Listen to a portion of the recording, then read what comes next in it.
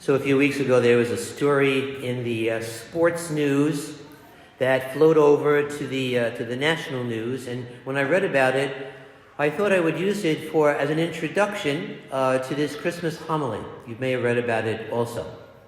So the story is about this coach, interim coach for the Boston Celtics, and his name is Joe Mazzulla.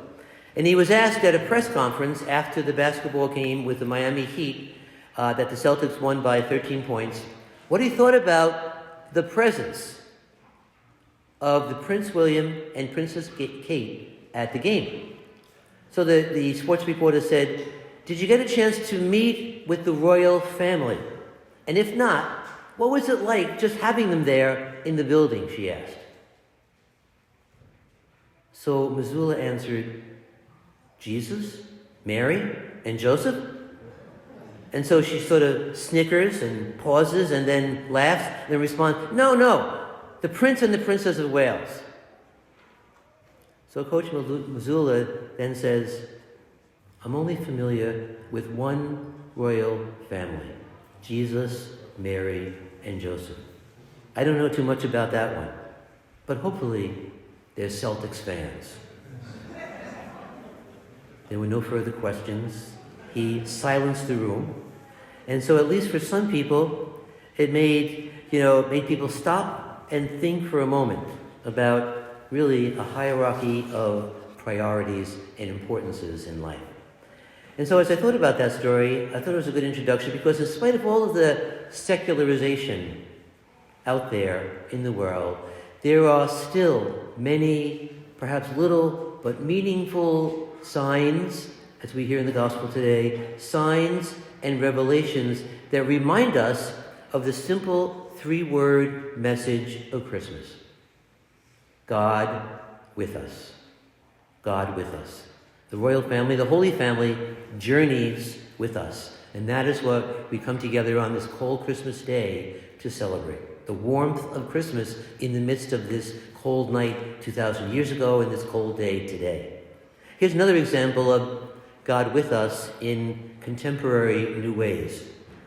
If you've heard about or seen the Chosen series, it's on Netflix and on TV. It's about the life of Jesus, Mary, and Joseph from a different perspective, a new perspective. And it's really a powerful reminder to the secular world, to Hollywood, that faith-focused projects often become breakthrough hits.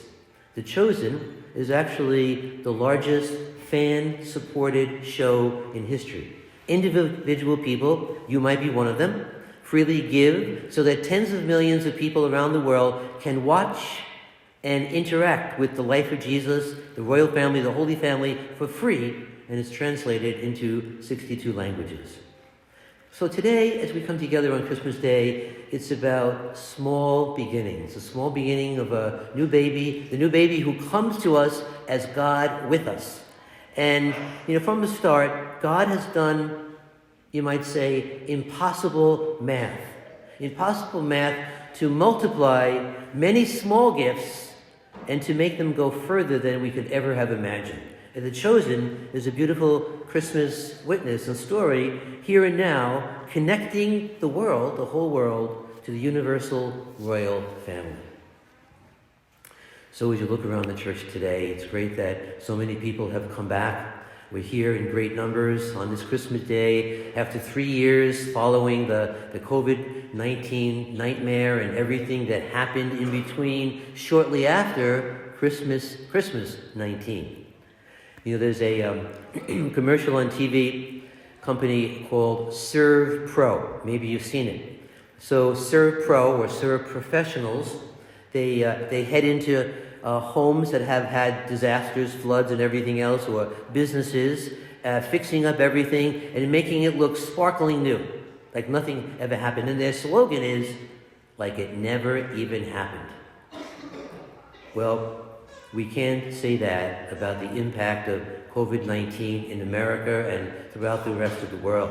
We like to think that life is totally back to normal, but COVID changed the world in lots of ways. It happened.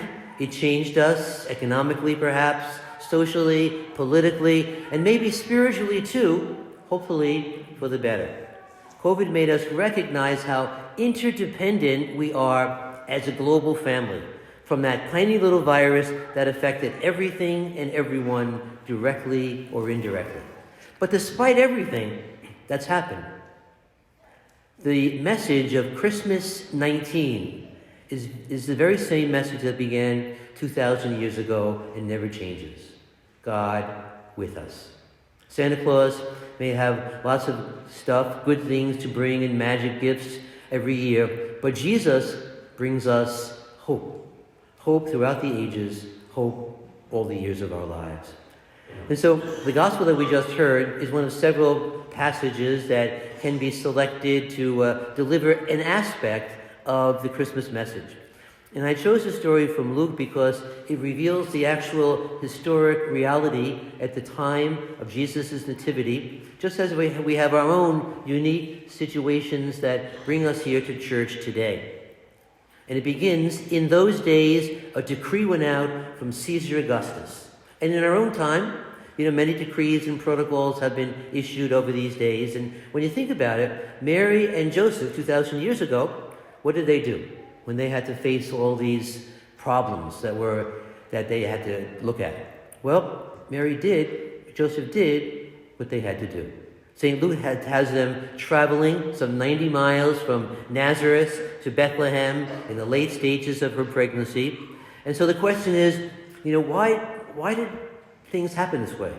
Was it God's will that Mary and Joseph had to endure this perilous journey? Was it God's will that Mary and Joseph, shortly after the birth of Jesus, had to again be uprooted and flee to Egypt? Was it God's will that his son would wander away in the temple and leave his parents desperately searching for him? In these and in every event of the lives of Jesus, Mary, and Joseph, they had to adapt. They had to adapt. They had to rework the circumstances that they faced all the time. The past 3 years have reminded us of the human condition and the necessity to keep adjusting, keep altering, keep reworking through the situations of life, ever while needing, like the Holy Family, the support of family and community togetherness in good times and in bad times. Yes, like the royal family, we just have to try to best we can, as we've done by the very fact that we're here today, to roll with the punches of life. And like the shepherds, we have to trust the admonition, do not be afraid. God is with us. One of the things I've been reflecting upon lately as I prepared this Christmas homily is this whole idea about, where are we at? The whole idea about God's plan, God's will, is where you're at, is where I'm at, is where we're at right now, all part of God's plan to be here at 1 o'clock on Christmas Day. Well, as people of Judeo-Christian biblical faith, we believe that God had a plan. God had a plan all the way back to Adam and Eve. But they decided that they knew better than God. But we also believe at the same time that God's intention, God's will, God's plan was to send a Redeemer who would show us the way and get us back on track, the Messiah.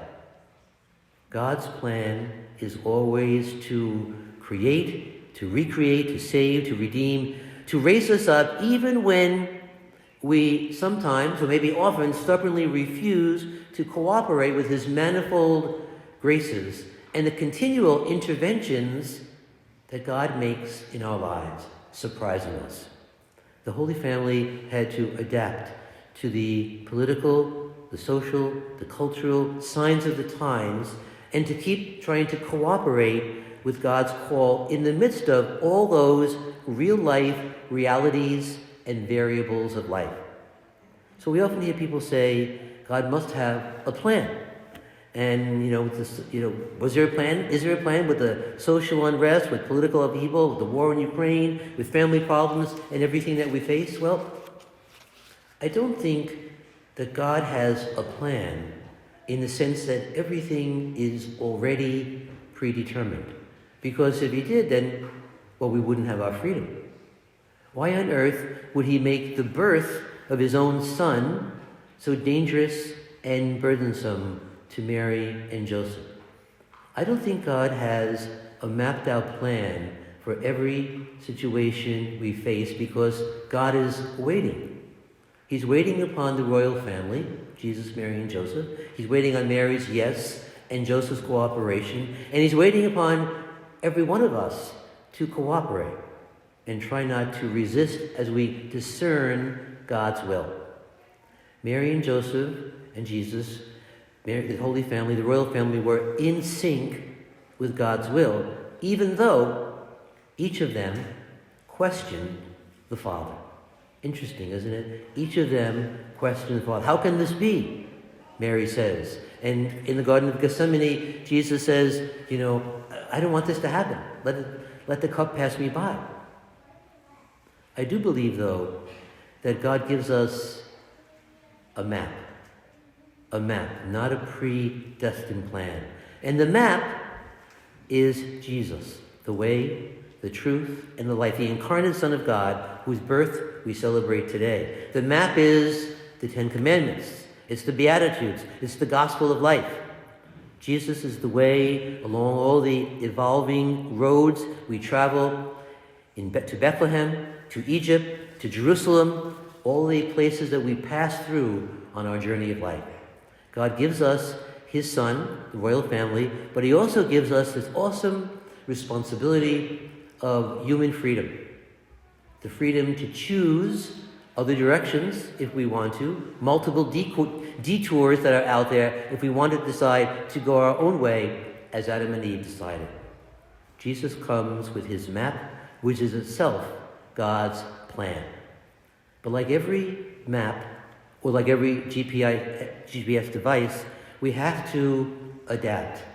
We have to adapt to the accidents, to the potholes, to the traffic jams of life, so that with God's guidance, we can continually be redirected in new ways.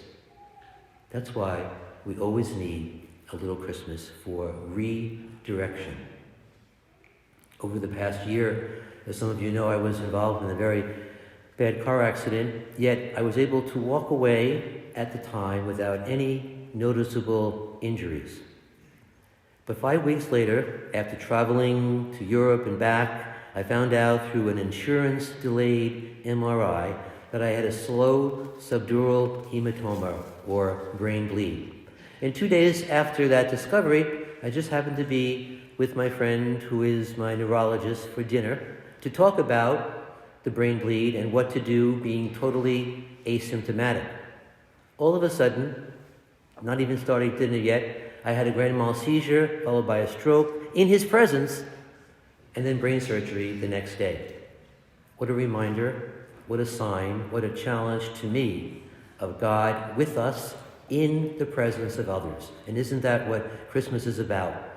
Into the messiness of life, God appears. And just before the Mass today, actually, I didn't know they were going to be here. My sister and brother who were in the accident are here at this Mass today.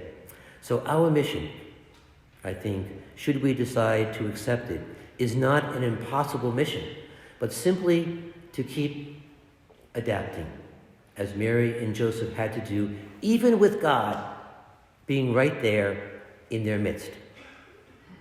We are here because we are in process. We are in process of being perfected, smoothed out by grace day by day, one day at a time, following the map in real time, real life situations, whatever situations of life we happen to face at this point in time. So it was a big risk for Mary and Joseph to make the journey to Bethlehem, and for the shepherds to trust the message of the angel, and for us to come back today on this very cold day, the first time so many people being back together in church on the super cold day. But here we are with one another, and most importantly, with God with us, not allowing any new pandemic of fear to deter us, but attending to ways that Jesus maps out his evolving directions and mission for your life, for my life, for all of us. Merry Christmas on this chosen journey, discerning God's path together. So to go back to that reporter, what was it like to be in the presence of the royal family? Well, the presence of the royal family, the presence of God, is always with us, even if we're not paying attention. This morning, Pope Francis, in his Christmas message, said, true wealth is not in things, but in people. People that bring us here together in the person of Jesus. So let us, as the chosen people of the Lord, each chosen by virtue of our birth, let us pray that God will continue to enable us to reflect his presence, his love to others in all that we say and do.